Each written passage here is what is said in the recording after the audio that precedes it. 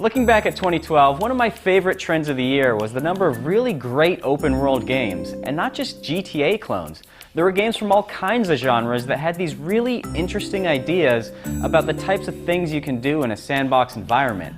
Here are some of my favorite ones from the past year.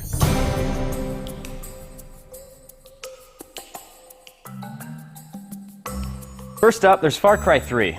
Far Cry 3's setting is this beautiful tropical island full of beaches, palm trees, and breathtaking sunsets. But besides being pretty, it's also home to a fierce and unforgiving food chain of wild animals. And as anybody who's played Far Cry 3 knows, the player isn't always at the top of the food chain.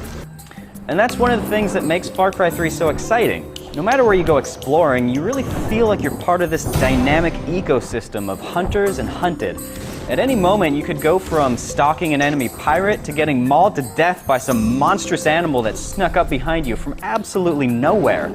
It really keeps you on your toes and creates this sort of ambient danger that few first-person shooters have.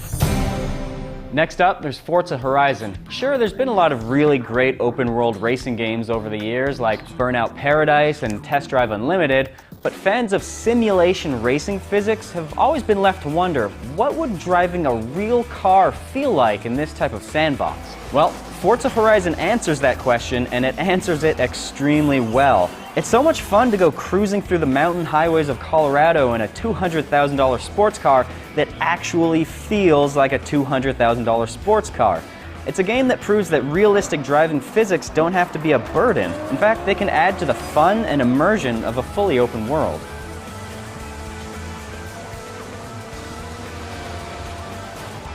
Next up, there's Sleeping Dogs. Of all the open-world action games released last year, Sleeping Dogs is probably the one you can most easily peg as a GTA clone. But unlike GTA, Sleeping Dogs has this crazy idea about combat in an open-world action game. The idea goes something like this. What if you made hand-to-hand combat not suck? Okay, so that's a bit of an understatement. The hand-to-hand combat in Sleeping Dogs doesn't just not suck, it also happens to be pretty awesome. It's fluid, it's responsive, and those gruesome environmental kills just never get old. Combine it with the terrific atmosphere of Hong Kong, and the whole thing just feels like your own personal martial arts movie.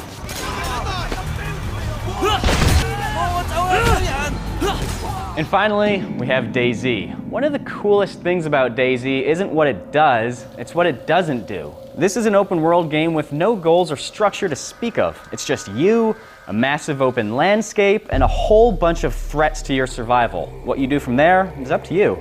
And that's what makes DayZ so much fun. It turns the whole game into one big psychology experiment with all these fascinating interactions between players. You never know who's going to befriend you or kill you for a can of beans. I'd love to see that sort of blank slate multiplayer approach applied to other open world action games in the future. Just as long as they're not the War Z. Anyways, what do you think? What were some of your favorite features from open world games of the past year? Let us know in the comments.